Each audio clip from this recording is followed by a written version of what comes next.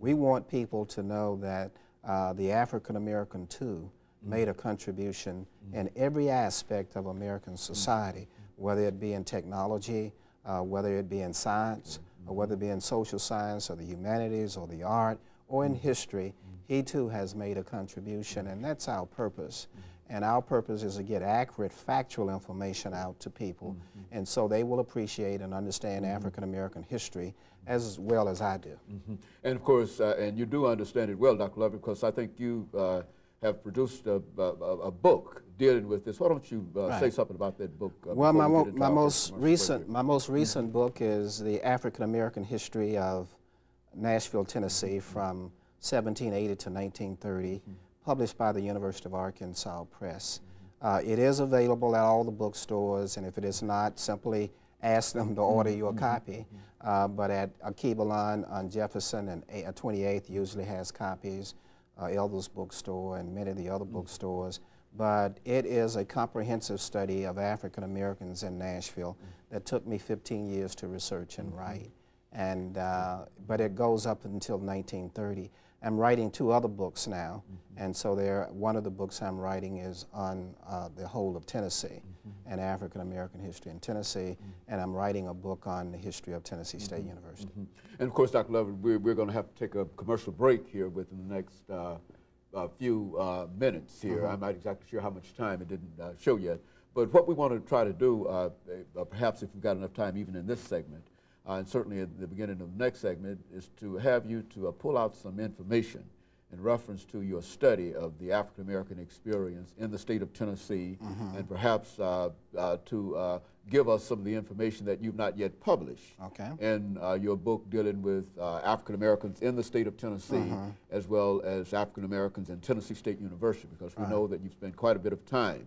You might not have spent as much time on these 2 as you spent the 16 years that you spent on the other, but we know that you're working on it, and that certainly there are many pieces of very, very good information that you can share with us. But let's talk about your book in terms of how you see that book as being of some use to the whole conference effort and the whole effort to disseminate information about the African American Well, the first book that I finished, of course, 1999, The African American History of Nashville, was to try to bring together the whole story from the very beginning of settlement, which is 1780, and bring that up into 1930, the Great Depression years, to see how African Americans had impacted the history of Nashville and vice versa. So it's a very detailed study, and it's sort of designed so people can also use it as a reference when they need to know something specific about the African American history of Nashville. And so, Dr. Lovett, we're getting ready to take our first commercial break here within the next half minute here, and somehow we've been disconnected with the time matter here, and so because of that. But we've got about 30 seconds, and then we're going to roll down, and we'll come back into that second segment for today, and we'll give you an opportunity not only to talk about your book, but an opportunity to perhaps deal with some of those areas that you believe that people should know dealing with the African American experience. We'll be back with our audience following this short commercial break.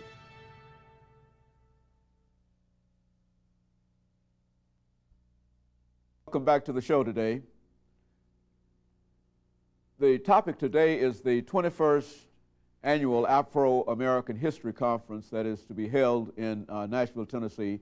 And we're talking to one of the founders of the show, Dr. Bobby Lovett. And of course, Dr. Bobby Lovett, before we stumble into this second segment, let's give you an opportunity during this second segment to talk about some of the experiences, some of the African-American experiences that would be appropriate, because this will be part of our Afro-American History Month celebration, and so we want to make sure that we get that information. I think you've already indicated the interest in the African-American experience by a new generation, and one thing that we're reminded of is that more than 20 years ago, the United States was treated to an epic story of the institution of slavery and the African-American experience in what was known as Roots. And we understand that some of the radio stations and television stations are thinking in terms of revitalizing and bringing that information back.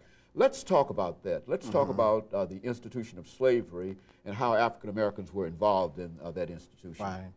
Well, it's good that CBS and other stations are going to do Roots again. It's probably been about 20 years, almost a generation ago, that films like that were widespread across the country. And so there are many young people today that don't know very much about it.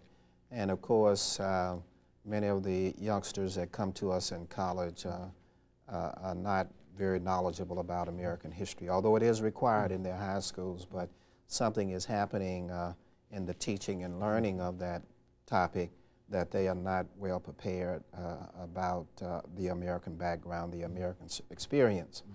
But slavery, of course, started in the country in 1619 with the first 20 African Americans being brought aboard a Dutch vessel to the first colony that the English had settled, which is Jamestown, Virginia, in 1607. And slavery grew from that until the Civil War around 1860, 1861, where there were somewhere in the neighborhood of 3.8 million African Americans, with 90% of them being slaves. In the state of Tennessee, about 275,000 persons were enslaved in the 1860 census. In Nashville, there was a large slave population, and slaves made up about, believe it or not, close to 26% of the population of Nashville. And free Negroes made up about 6% of the population of Nashville by 1860. What did they do? Well, in Middle Tennessee, for example, 10,000 slaves didn't work farms and plantations. They were what we call the iron slaves. They worked the iron mines from here to Dixon County and all the way to the plateau of Tennessee. And they smelted iron. They turned that iron into stoves, into pots and pans, into tools. They did all of the work. And some of the places where the foundries and the old mills existed can still be seen in parts of Middle Tennessee. So there were whole little towns where there were slaves who did nothing but work in the iron industry. They worked on the river boats from the Cumberland River all the way down the Mississippi River to New Orleans. So you couldn't go on a steamboat or a boat and not see slave and black workers on those particular boats. They built all the railroads in Middle Tennessee beginning in 1853 up until about 1860, 1861. Of course, they were farm laborers. You know, they worked on the plantations and farms.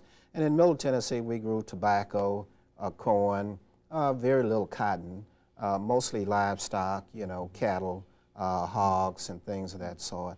A lot of corn. And so what the jobs that slaves did, of course, were all kinds of jobs. In the town of Nashville, of course, they were servants, they were cooks, they were, you know, house servants, and they did everything. But also, many of them were free. In Nashville, 22% of the African Americans were free by 1860, and they had a thriving business downtown. The top baker in town was African American. Well, the only ice cream shop. The fact that they were free, exactly how do you deal with the fact of slaves free in a slave environment? Talk about that free element of the population. Well, you know, Nashville had a large free black population because, one, they could buy their freedom.